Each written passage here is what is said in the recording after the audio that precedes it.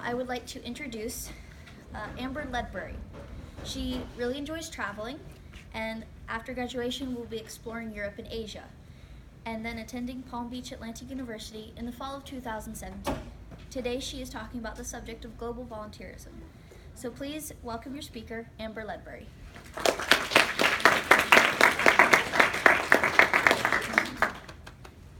Good morning, everyone. Today I'll be talking to you about the effects of short-term volunteering on local communities. Imagine that you are in Jakarta, Indonesia, where you will work in a slum with a group of other Americans to serve the local community in a variety of ways. What comes to mind when you think of such an opportunity? Do you think of building sturdy houses for families to call home, feeding the poor, or administering medicine to the sick, and so on? But what if everything you and your team did on this trip caused immediate harm to the people of Jakarta? Every house you built crumbled, every child you taught lost their knowledge, every person you fed became sick. Would you likely return to do more of such work? Probably not. While short-term volunteering may not cause this kind of immediate, obvious harm, it does cause harm to the people it intends to help. Today, I will first expose how our benevolence has blinded us to the harm we cause, and then I will discuss how you can effectively help those in struggling communities without hurting them. To understand how short-term volunteering can harm a community, we must first understand what it is and where it came from. Short-term volunteering involves volunteers traveling to a new community for anywhere from several days to several months to serve that community in a variety of ways. Such trips fall under two names. In the church, we call them short-term mission trips, while outside the church, they typically go by the name voluntourism. And while the motives of these two trips may vary, they both follow very similar methods to help struggling communities. Now, short-term mission advocates especially point as far back as Genesis 18, when 3 visitors came to visit Abraham, as a biblical example of short-term missions.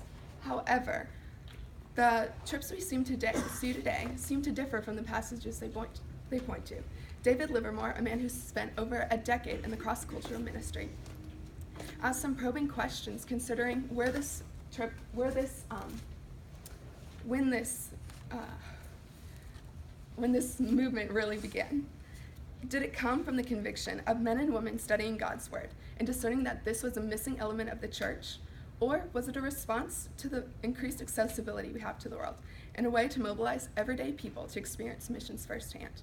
After World War II, the price of commercial airline seats plummeted. Suddenly, the average person could hop on a plane and be anywhere in the world in a matter of hours. Combine this with new technologies such as the television and the telephone, which created a new global awareness and global connections never before seen in history. Add Western prosperity, and you have reached a point where short-term volunteering has become the new craze. The movement we see today really began a little over 70 years ago and has grown exponentially, with millions departing on trips annually.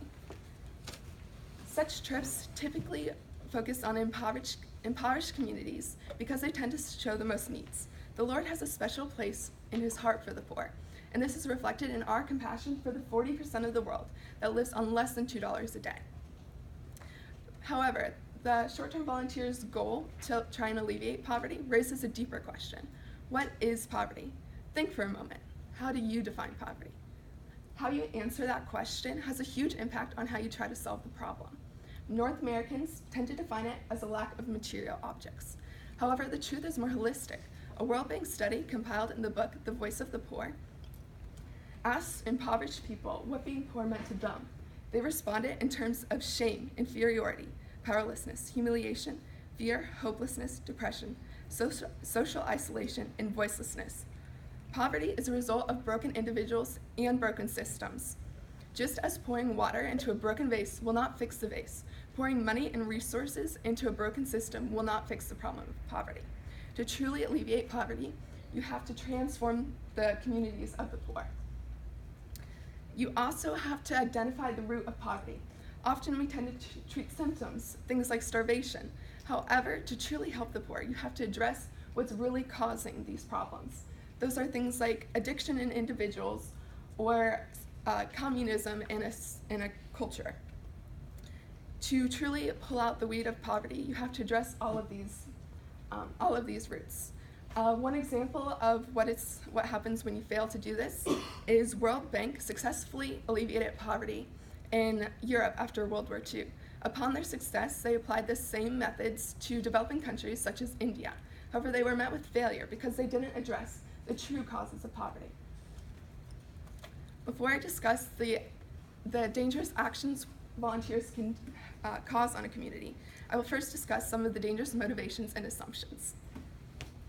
I say dangerous because they tend to misinterpret poverty, leading to misdirected efforts to help.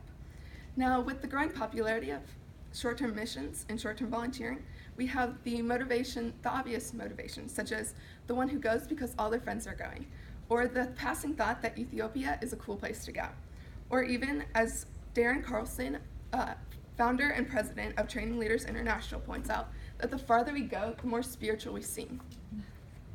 However, while selfishness is probably the last thing that comes to mind when thinking of short-term volunteering, it is a common motivator. Think for a moment. Brian Fickert, professor of economics and the author of When Helping Hurts, asked us to consider some probing questions before helping the poor. Why do you want to help the poor? Do you really love poor people? Or are you more concerned with doing something meaningful in your life? Do you use poor people to boost your own personal significance? Well, these are all questions that we must answer. We should really evaluate why we're serving before we go and serve. Dr. Lupton, a man who spent over 40 years transforming inner city Atlanta and author of Toxic Charity, is a man whose many of my specific examples and ideas come from. He suggests that an insight trip or a cultural exchange trip would be a more honest name for a trip primarily centered on us and our experiences. In addition to our selfishness, there's more unconscious motivation, that is, of our own superiority to the poor. This often comes from our culture and the way we look at the world. Brian Fickert attributes it to our acceptance of the health wealth gospel. Anyone familiar with this concept is quick to deny it. However, we are still surprised when you see the material poor be spiritually strong. We somehow assume that education, status,